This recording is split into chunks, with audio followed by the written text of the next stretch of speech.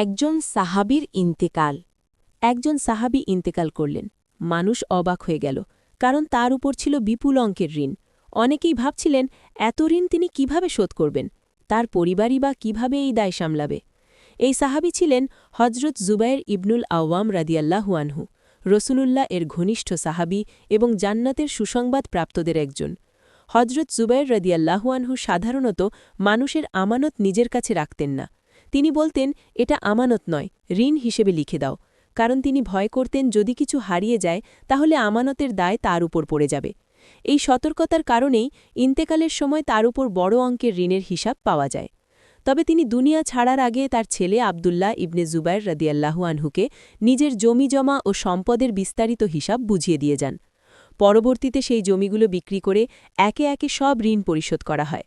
আশ্চর্যের বিষয় হল, ঋণ শোধ করার পরও তার বিপুল পরিমাণ সম্পদ অবশিষ্ট থাকে। এই ঘটনা আমাদের শেখায়, হজরত জুবায়ের রাদিয়াল্লাহু আনহু কোনো ঋণে ডুবেছিলেন না, বরং তিনি ছিলেন অসাধারণ আমানতদার, দায়িত্ববান এবং আল্লাহর উপর পরিপূর্ণ ভরসাশীল একজন মানুষ।